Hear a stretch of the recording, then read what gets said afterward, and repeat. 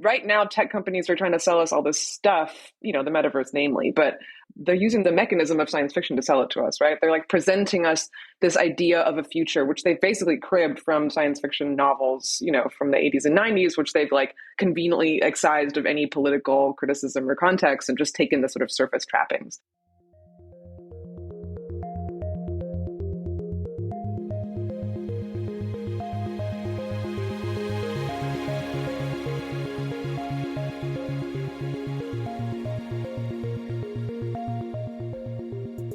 Hello and welcome to Tech Won't Save Us. I'm your host, Paris Marks, and this week I have two fantastic guests, Brian Merchant and Claire Evans. They are the co-founders of Terraform at Vice's Motherboard and the co-authors of the science fiction anthology that brings a lot of those stories together along with some new ones, Terraform, Watch Worlds Burn, which is out now. I think you'll be familiar with Brian Merchant. He has been on the show a number of times. He's a tech journalist and the author of The One Device, The Secret History of the iPhone.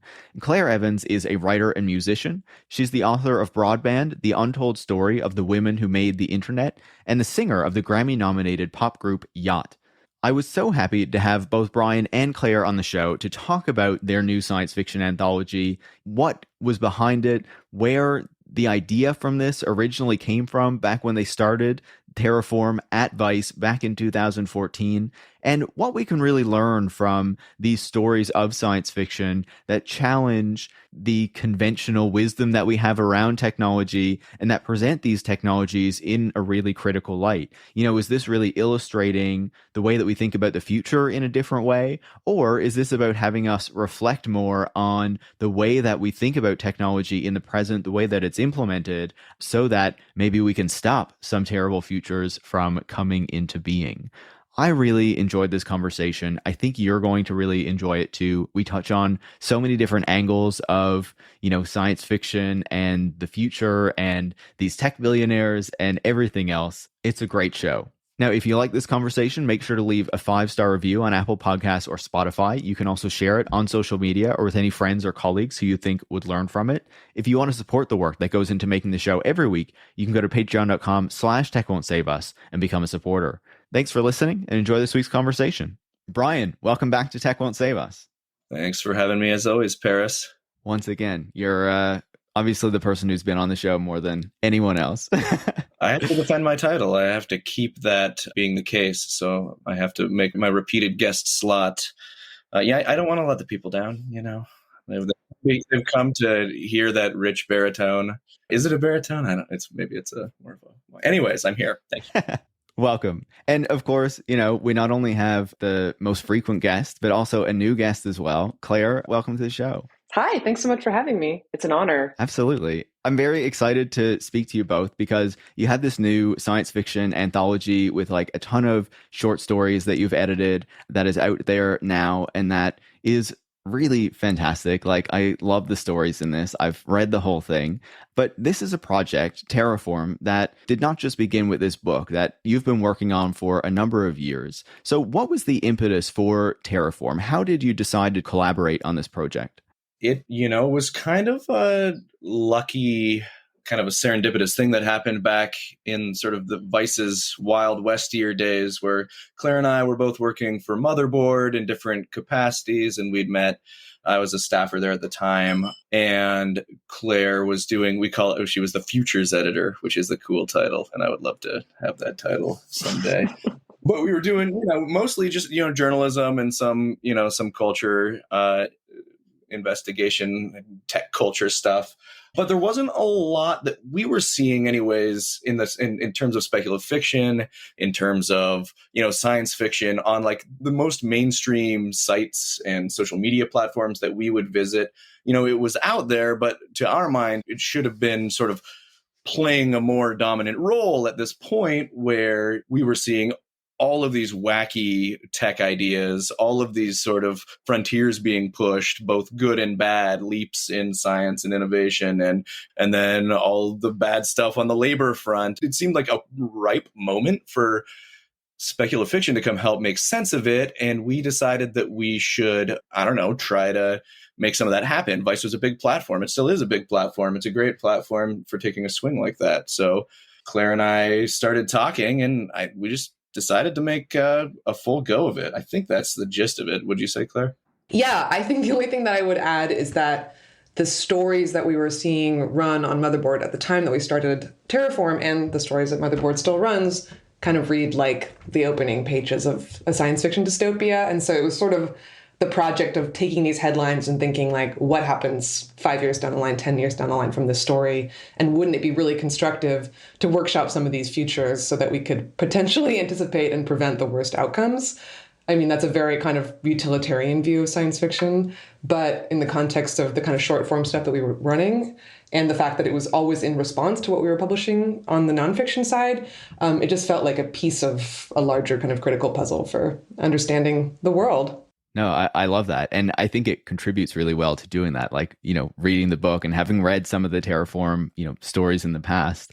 One thing that I was thinking about as I was reading the book, and certainly my knowledge of science fiction isn't like, I'm not a historian of science fiction or anything else, but I feel like short fiction used to be very important in science fiction, and having these, magazines of short fiction and things like that.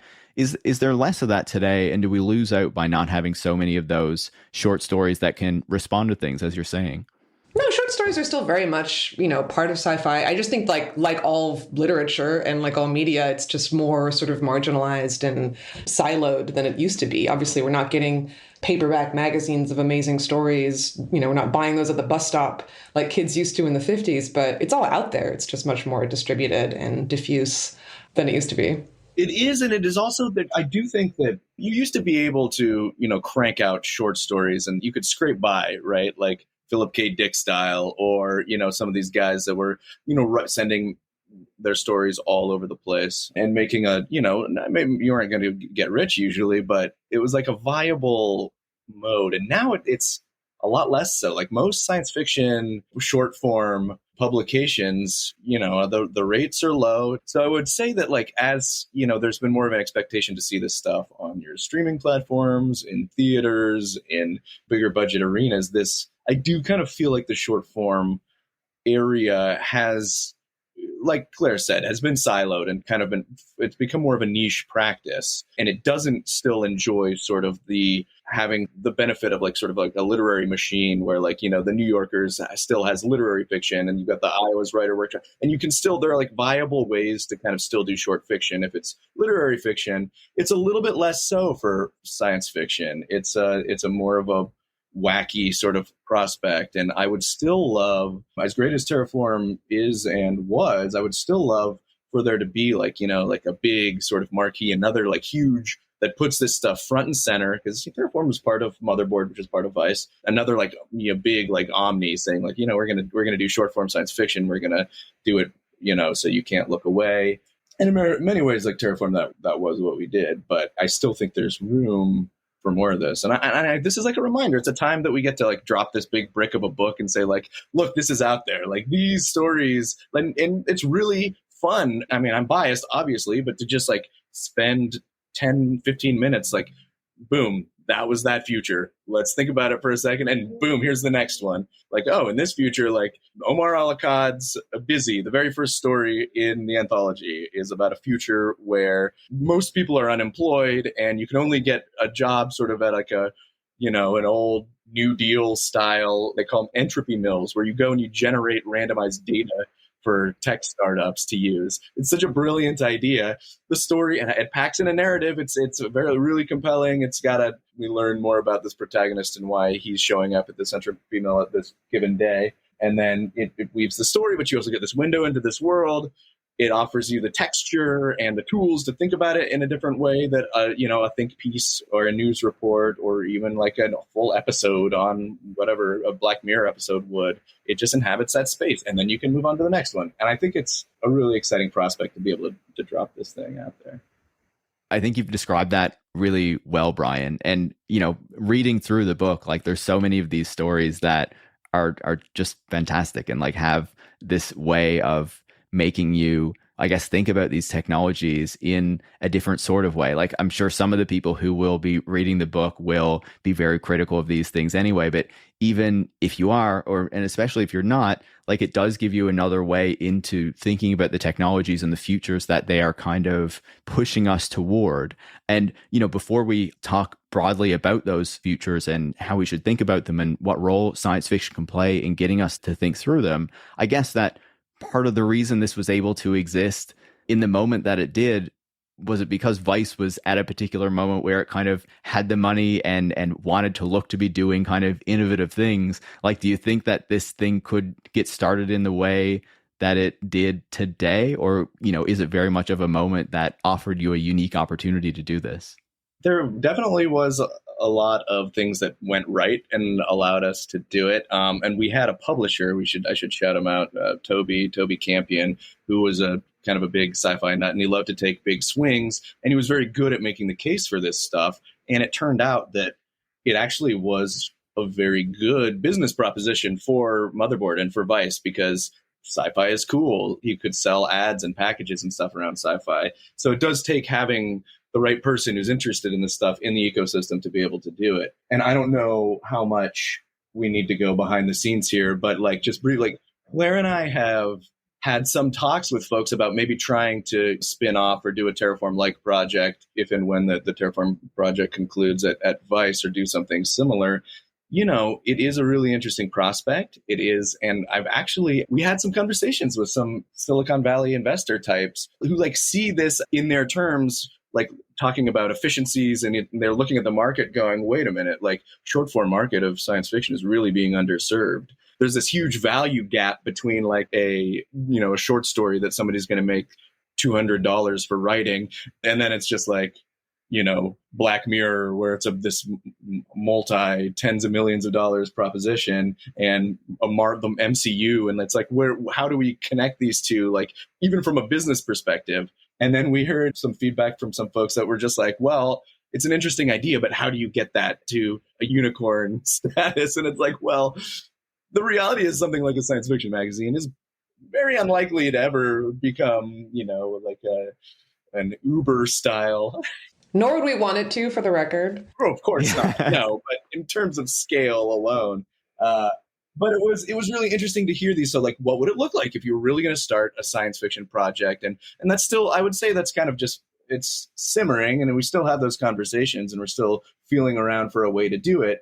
But it's a long way of answering your question, which is, it is hard. It's hard to find money for any publication, right?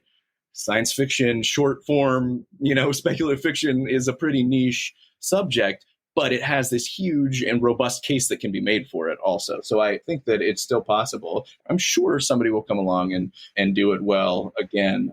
All right. We'll have new science fiction A16Zs, along with Future will be their new science fiction vertical run by you two, I guess, in the future. That's right. I mean, science fiction is useful. I can imagine that there is a value proposition here in having a think tank full of people who are imagining the worst case scenario of all the technologies that are being developed.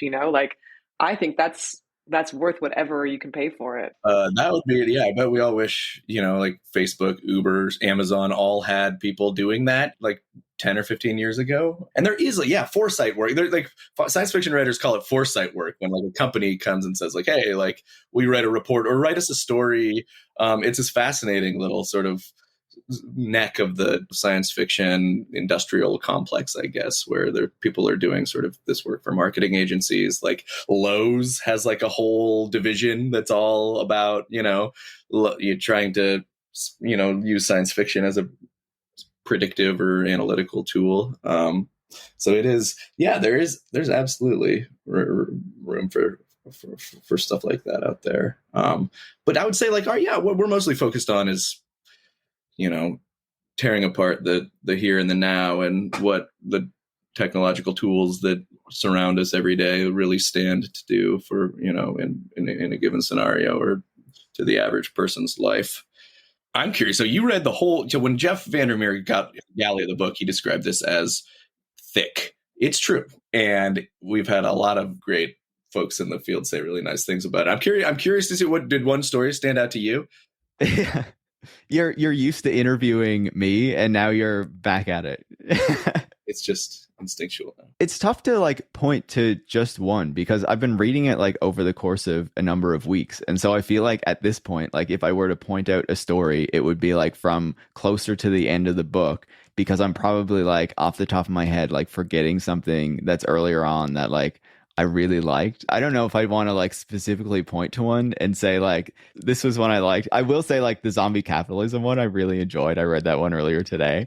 I won't dig into it. People can go read it, but like I think it was great. And like it was kind of what is so great about the book, like using these kind of, I guess, more fantastical or like future oriented settings in order to get us to like reconsider things or think about things critically. And I think that's something I wanted to ask both of you as well. Like, you know, obviously you've put together this anthology, you've been working on these science fiction stories for years now and editing them and putting them together. What role do you see for science fiction in helping us to think critically about the future that could exist and the technologies that surround us and that are increasingly being rolled out in the world that we exist in?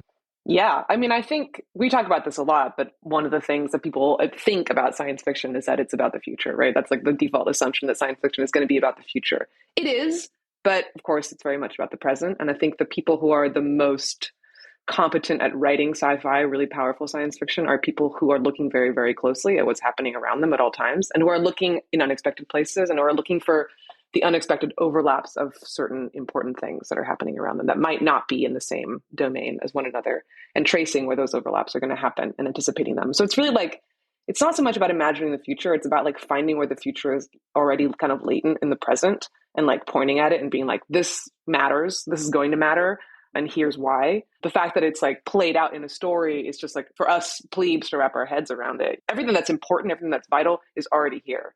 I think that's part of the reason that I think like Terraform is such a thick volume. Is every single writer has a different perspective on what they think is going to be important in the future and what they think those like kind of nodes are going to be that are going to have lasting import and they're going to touch one another. And the more eyes we can get on that, the more we can spot like all the things that are happening around us that we might be blind to. And then we get this kind of collective vision of like, okay, here's like, here's like what 60 people think matters now, you know, ranging from, you know, all the things that we are aware of, but, you know, in more nuanced detail, I think. One good example, as Claire's talking about that I was just thinking of, is like I think it's maybe the second story in the whole volume is Paul Ford's story about sort of the very near term future of using Uber, basically an Uber Eats kind of thing. I don't even know if Uber Eats really even existed yet when he wrote this story. It didn't. So, but it was like right when Uber was first sort of like coming to like sort of national consciousness and it was attracting all this investment. And it's a really clever story that follows three threads. It follows one sort of wealthy-ish or upper class or whatever middle upper class guy in a Manhattan apartment who's trying to get cat food delivered and is frustrated that it's not taking longer. One perspective is from this like beleaguered delivery driver who has to, you know, makes his way through the city to try to get there on time, or as we know now, it's written, everybody knows now what happens if the delivery driver fails to show up on time. They get penalized, all these consequences, you know, that really affect their livelihoods. And then he does a fun sort of POV inside like the actual mind of Uber itself, the algorithm. And it really sort of serves to underscore like what is dictating this. It's this code that is operated and owned by the corporation Uber that is sort of like facilitating this interaction between two people, and everything is going wrong. The one guy, the upper class guy, is frustrated and mad because his cat can't get his food because he's, you know, been conditioned by these apps not to like just go get it, or he's exploiting the labor of this other guy who, you know, is rushing through like a flood or a rainstorm, I think, right? Yeah, and there's like people protesting because it's funny, Paul Ford he's another writer who doesn't do a lot of fiction, but we asked him to do fiction, which is one of the joys of doing this project and doing Terraform, is that you can ask a tech writer or a coder or a scientist or somebody who might not have a bunch of fiction bona fides to experiment and put their ideas into play here. And that's what Paul did, and it's just such a great story. And I emailed him to say that we chose this story for the anthology, and he said he reread it and he's like, "Oh God, it happened, didn't it?"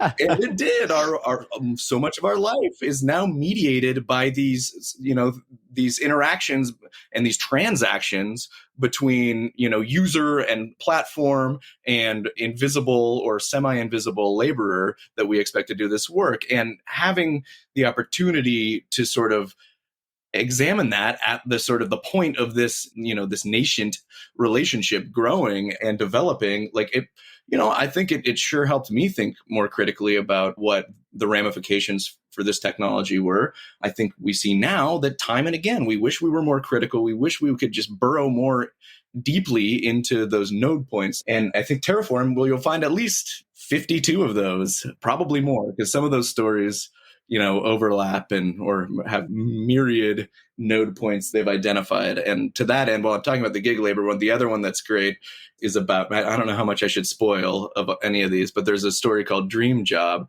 that features a student who takes on some work on the side through an app, and they're basically giving their dream space over to someone else so that you can pay to sort of, you go on the app and you sort of log your sleep time. Somebody else inhabits your headspace. So you don't ever actually get to sleep for yourself, but it's just kind of pulling their life force out of them. And it was a really vivid illustration of sort of the effect of sort of giving yourself over to these platforms and say, okay, I'll do this as a part-time thing.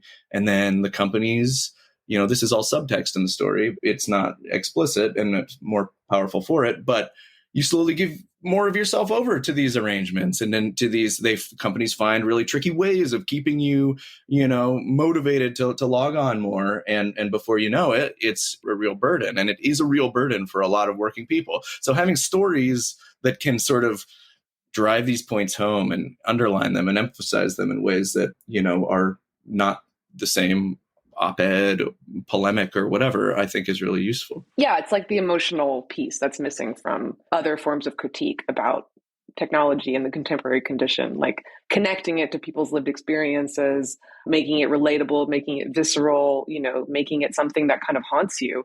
I think that's a really powerful thing. No, absolutely. I completely agree with that. And I'm wondering, you brought up there that some of the people who you got to write these stories, obviously there are people who very clearly write science fiction quite often. Tim Mon is in there, Jeff Vandermeer, among others. But then you also sought out people, or, there are people who wrote science fiction stories who don't usually write science fiction. So was that like something conscious that you sought to seek those kind of people out? Or, as you were working on the project, did you find that people were coming to you and being like, I'd like to write something about this?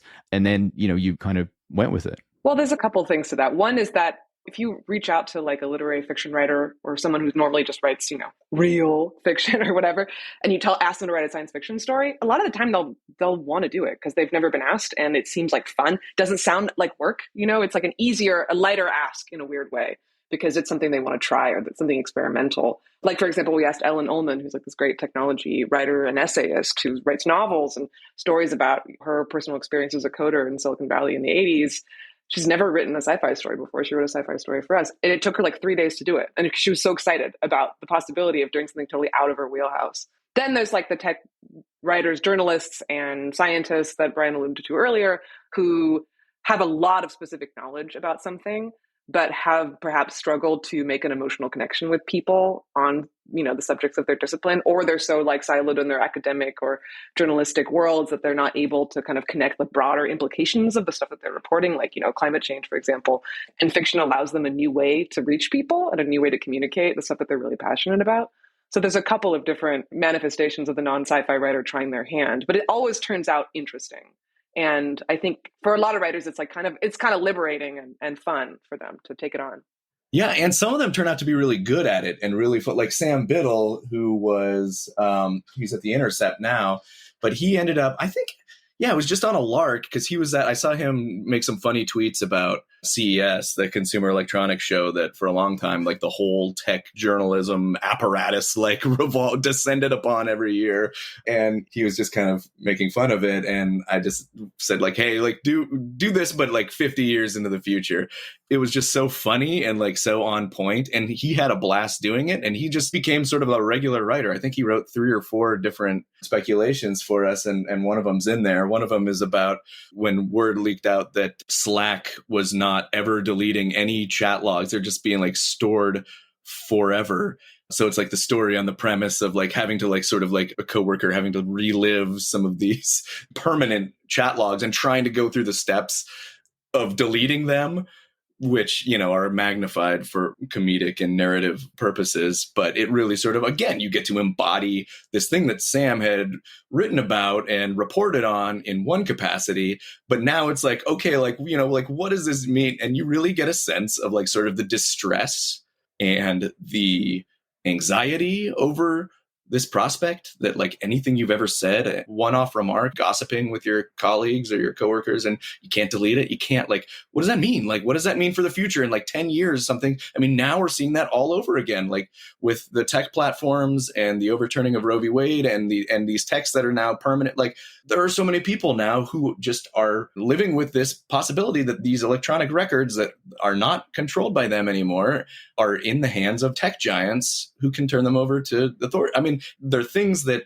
again, like it really, the more ways that we can come at these issues and really think about them and get people to sort of empathize and embody, you know, the threat as well they can, the better, especially at this juncture where things are bad, but there are also so many points where they could get worse. So yeah, and that's always the way it is, right? But I think it's fascinating how, you know, it gives you a new medium through which to think about these issues and, you know, the ways that technology is affecting the world. And I think on that point, you know, the book, through the introduction written by Cory Doctorow, also makes a provocative point, I think, to some people, that science fiction itself is or can work as a form of Luddism. And certainly this is a concept that has reemerged, I think it's fair to say, in recent years, or, you know, has had a renewal. And I know, Brian, you're working on a book on this very topic, not science fiction and Luddism, but, you know, the history of the Luddites and Luddism. Can you expand on that idea, I guess, that this science fiction is actually engaging in this form of Luddism to make us think critically about, you know, these technologies and the role or, you know, the effect that they're having on our societies? Yeah, a quick funny side note about that is that when we asked Cory to write the introduction, I hadn't told him at that point that I was even working on a book about the Luddites. This was like years ago, plus year and a half ago. These books take a while to make. But and it came in, and it's in the headline of the essay that he wrote for the introduction of the book is like, "You are a Luddite," and I immediately called him. I was like, "This is perfect. This is so." And then the first story that we slated is also kind of, you know, the Omar al-Akkad story that I mentioned earlier is basically an act of Luddism. I guess we'd go ahead and spoiler alert, because he goes in and pretends that he's an IT guy, and they call it God's tongue, all these, you know, numbers that people are generating by doing meaningless tasks. And he goes in to destroy it, basically, just to shut it down. And, you know, we've had varying degrees of tech critique for the last 5 or 10 years and beyond. You know, people have always been doing it, but that has reached enough of a mainstream consciousness to be called something like a techlash or something. But there is a difference in Luddism, and, you know, someone like Langdon Winter would call it like epistemological Luddism, where you just are deciding to critique something, and whether, you know, saying this technology should be rejected for this reason, or considering it in full and actually sort of going through and making sort of an intellectual case for shutting it down. You know, Luddism proper was using force to physically destroy sort of the implements of exploitation when it came to machinery. And that Cory would kind of connect these two things. And we really do have this, I think, you know, this podcast, some of your peers' podcasts like This Machine Kills, and we got Ed to even blurb the book, because it is sort of in the same kind of wheelhouse. And we, as we've been talking about, we hope this sort of further does help arm people with these tools to be critical and to take it like a step further. I think it's interesting that even though the techlash, quote unquote, has died down, we're seeing this new wave of like metaverse and Web3 and cryptocurrency, things that people are not saying like, oh, I don't know about this. Some people feel free to say, fuck this. Like, no, just no. Like, and that really wasn't, even like when Uber came out, it wasn't like, oh, well, how exploitative is this? It's, oh, let's check it out and see how it goes. Like, maybe it's a sharing economy, or, oh, look at this technology. WeWork? Oh, that sounds like it could be something. Let's give it a go. And now that Luddism, I think, that you're referring to, that's kind of in the air, and as Cory says, science fiction can be a tool for doing Luddism, is sort of that ability to say no. Because for a long time, it just didn't feel like that was on the tool belt, like just the rejection. Like, it said like, well, what kind of policy can we do to sort of rein this in if we don't want facial recognition tech to like sort of capture everybody's face all the time. Can we do that? Is that an option? Can we just say no? And I think our book and all these amazing writers that are, making variations of that case time and again, that are just like, there's Eric Holthaus, who's the meteorologist who wrote a story kind of about climate change has gotten so bad that there's a new class of hurricane called a hypercane. And his protagonist, and maybe I won't spoil that one, is doing an act of letism as well.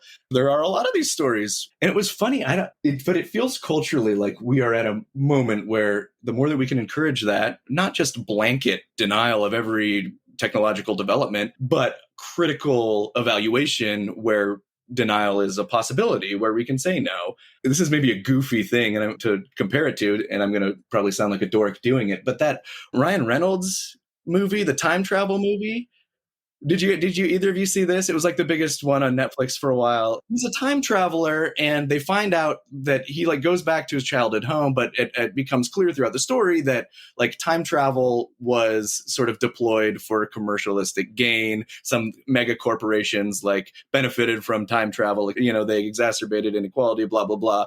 And his dad, it turns out, was one of the inventors of the technology that made time travel possible.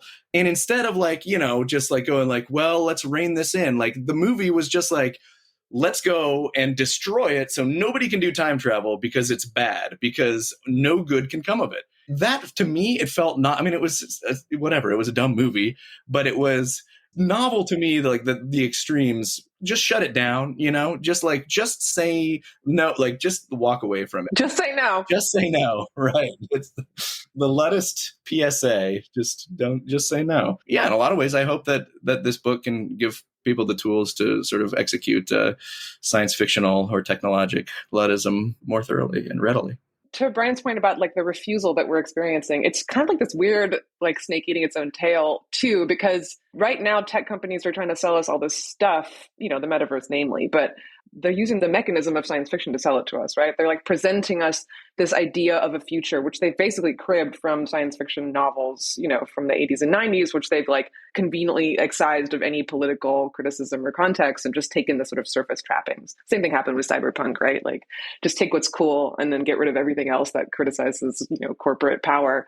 But we're being sold this fantasy of the metaverse by these companies, and they're using science fiction against us. And the fact that we have we've learned enough, I guess, in the last 20 years that we can learn to say no to that is really inspiring to me. I just I got an Instagram ad the other day for some meta thing of gardening in the metaverse, oh, let's all get together and garden in the metaverse. And I just for fun looked at the comments, which I love to do on all meta sponsored posts. And it was 5,000 different fuck you no, basically. It was so incredible to see just every single person just being absolutely not, no, absolutely not. I want to go outside. I hate you for even trying to push this down my throat. And that's true. I feel I haven't seen that before, that level of just outright refusal. So, even when they use the tools, our own tools against us, I think we have the equipment to simply say no and to look towards more realistic and critical analyses of the future, which hopefully Terraform puts together for a broad audience. I think your point on the different uses of science fiction is so important, right? Because when we think about these tech companies, they're so often using whether it's science fiction or ideas from science fiction to inform the kind of futures or products that they're trying to bring into being, or to justify the terrible things that they're trying to do, like Jeff Bezos comparing his space projects to Star Trek and the sort of things like that. I'd like to dig into it further. I wonder how you think about these kind of dual uses or multiple uses of science fiction in this way that can, as Terraform does, and as all of your authors are doing, getting us to think critically about these technologies and the impact that they have on society, but then at the same time, how these tech companies so effectively also utilize that in order to get people to buy into these corporate visions that they have for society, for the future, for the present, what have you, and how I feel that also really helps them to get past a lot of people's maybe reservations about some of the things that they might be doing, because they say, look, we're going to deliver this incredible science fiction future for you if you just let us roll out these technologies. Yeah, that's a really complex question. I think that when the tech companies are presenting us with the shiny new futures, they're exploiting our sentimentality and our emotional connection to the science fiction stories that we grew up watching. They're exploiting our love of Star Trek, for example, but they're removing anything about those texts that was actually positioned in society in any way or said anything about society. And that's super insidious. And it's rough because I think, we assume they get it. If they're talking about all these things that we love and they're comparing what they're going to offer to us with these texts that we're so familiar with, we just assume that they must get the whole thing. But really, it's I think, a very blatant and intentional missing of the point. And it's not dissimilar from using using a fond and beloved celebrity as the face of your dark dystopian company. It's these kinds of emotional associations people have. It's just marketing, right? But we have to question what the source material is and if they're reading it closely enough, for sure. Right. Yeah. And I mean, that's what it is. I mean, I think there's a case to be made that like the 21st century is like, maybe like the most science fictional, or the first to be shaped most wholly by extremely wealthy men and their ideas pulled straight out of the science fictional universes that they grew up with. I mean, we have people worth, upwards of $200 billion who are getting their ideas from science fiction books they read in the 90s or the aughts. And they're encouraging their teams to read these books, to explicitly sort of replicate pieces of this. And they're bringing this visions to life with like immense resources and immense power in ways that, I mean, if it wasn't kind of alarming, it would be pretty fascinating, because they have effectively been able to marshal these resources to make chunks of their visions. They run into reality quite frequently, and we get to laugh when they do, but they also cause a lot of immiseration, and they cause a lot of conflict and chaos in sort of implementing these. They also are paving over, as we just talked about with your book. It's such a great example in the transit sector, explicit, where they have all these visions that they don't have the patience or the know-how or the ability to implement their transit solution. So after all the money gets funneled into them, sort of what we really need, which is like trains, but things that are not so futuristic get left in the wayside. So I do think that it's a really interesting time to be looking very carefully about like sort of who gets to use science fiction to sort of bring the future into being, and who has to sort of use it as Luddites and to sort of to turn it down when we can. Because from Mark Zuckerberg and the metaverse, Jeff Bezos and his rocket ship fantasies, and Elon Musk and his rocket ship fantasies, you name it, like they're just pulling from the source material, and they're trying to make you want to understand where we're going. Read science fiction from the 90s. Like that is, you could get a lot of understanding about sort of the worldview of a lot of these tech folks from just mining that source material. I think it's interesting to think about, like a book like Terraform, or a book like about a lot of the stuff that MCD publishes, or a lot of our authors publish, as sort of like counter futures to sort of like the retro future, the sort of current slate of tech giants and folks are attempting to build and bring into being. I think a lot of the Terraform stories are approaching this from sort of a hacker perspective, where it's like we're kicking the tires of these futures. I mean, sci-fi is a really powerful tool, right? It can be wielded for good or for evil. It can be just like technology, like it's what we do with it that matters. And I think there are many different positions you can take within genre to do lots of different things. And it kind of depends where you are, what level of granularity you're looking at it at, from what position you're wielding it. I think the Jeff Bezoses and the Elon Musks of the world, like, they're thinking about it full God mode. They're just thinking of being world builders, like imagining a world and making it make it so, like engaged. That's my vision is reality. Like that's the level at which they're thinking about science fiction. They're not thinking about like fan cultures. They're not thinking about like a close read of the text. They're not thinking about like the many different ways in which characters are like queer coded. Like they're not approaching the text with any level of like close reading. And even within the same text, you can look at it from a different perspective. So it's really what we do with it and how we read it and how we use it. Yeah, I guess for many of them, it's like the aesthetics look interesting, so let's just try to replicate those and ignore like everything else in the story that says don't do that.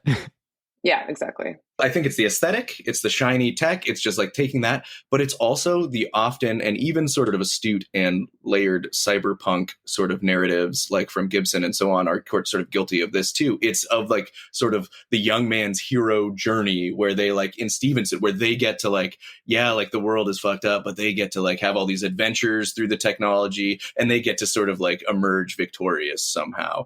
And, obviously the hero's journey is pretty universal, but the way that it is sort of often carried out, like a lot of these books, like the critique, especially in something like Snow Crash, it turns out to be kind of pretty flimsy. I think Gibson's is a good. I was just reading Neuromancer, and I was actually pleasantly surprised with how he actually does talk about like how the evolution of technology actually happens, and it's like outside sort of the cloistered and rich places where like people actually hack together technology. And he does spend some attention to detail on the divide. But yeah, like going back to like Snow Crash, for instance, you'd get a sense that like, yeah, like it depicts a world where a lot of things have fallen apart, but a lot of that is just to the benefit of the protagonist, who gets to have kind of a kick-ass time using his crazy tech and beating the bad guys. And like that sort of like simplistic mentality, it's the same in Ready Player One, where like any nub of critique by the end of the book or the end of the narrative has completely been sanded away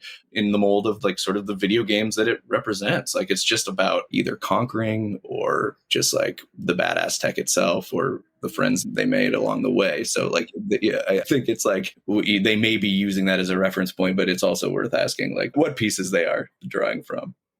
I think there's also an element of context collapse too, because I mean, someone like Bezos like citing Star Trek, it's not that different from like, YMCA playing at a Trump rally or hearing Born in the USA at a monster truck show. It's like we forget what these things are actually about. It happens to us across all levels of culture. No, I think it's a really good point. Well, I think this was a fantastic conversation to, get some insight into the book and what you've been doing, as well as, thinking more broadly about the role that science fiction plays and how we think about these technologies. I'm wondering, to close, any final thoughts on the book that we didn't get to that you wanted to ensure that the audience knows? And do you have any recommendations, whether it's favorite stories in the book or any other science fiction you've been reading recently that you might want to recommend to the listeners? I'll go first and give Claire the final word here, but I'll just be brief, and I would never dare playing favorites. So I love each and every one of these stories that's in here. They cover topics that we didn't get to today. We do have a lot that's sort of about AI, and there's a lot about climate. I guess we touched on that briefly, and about social justice. They are all tied together by sort of what we feel was always Terraform's main mission. And that was that it wasn't just going to be a fantasy space opera where you could read the thing and forget about today. If it was going to be a space opera, it was going to tell you something about sort of the dynamics of what's at play in sort of tech or politics today. So we hope that each of these stories sort of embodies one of those nodes. I love that word that Claire has been using, so I'm stealing it. Instead of citing just like one story, I would just say that you could read this thing from beginning to end, because it does sort of vaguely sketch out this arc where we have it watch worlds burn separated for a reason. And that's the first stories are sort of about platform capitalism and entertainment and navigating these digital systems. The next are sort of about alternative realities and AI, maybe the next stages of that in a lot of cases. And then we end with Burn, where if we don't let the issues and the tensions and the conflicts sort of raised in the first two go untended, this is what we get. A lot of people think we're already here. We are here in varying degrees, but we're having issues with vast inequality, with climate crisis, with, racial injustice, tons of things that are burning. So I would say that you could read this thing from point A to point B and really get an interesting experience. That's the hope anyways. People will have their favorite stories. I love them all. And I hope everyone will go pick this thing out, see if I'm right. And yeah, I think it is always fun to talk about your favorite story, but I edited it. I'm opting out. Can't say. Same. I kind of want to say the same. I mean, we've already spoiled like 4 stories by talking about the full plots of them, so I don't want them to do the same thing either. I think there's really something for everyone in this book. Like, there's truly experimental literary style fiction. There's a comic. There's a story told entirely through text messages. There's a story told entirely through found documents. There are, very kind of, yarny, campy, like fun, rompy stories. There's really dark dystopian stories. There's these kind of like near term, like mundane, banal stories where like, it's very slightly different from our reality. So whatever flavor of sci-fi you're into, I promise you there's something in there for you. I love that. And I completely agree with what both of you said. I think it reads really well. There's so many different types of stories in there to get immersed in. And I would just say I respect your desire not to pick a favorite, because all of my podcast episodes are my favorites as well, because, I can't pick like that. So I totally get it. But, Brian, Claire, I thank you both so much for coming on the show, for talking about the book, and for putting this thing together. It really is fantastic. Thanks so much for having us. Thanks, Paris, as always. Brian Merchant is a tech journalist and the author of The One Device, The Secret History of the iPhone, and Claire Evans is a writer and musician and author of Broadband, The Untold Story of the Women Who Made the Internet. They are both the co-editors of Terraform, Watch Worlds Burn, which is out now.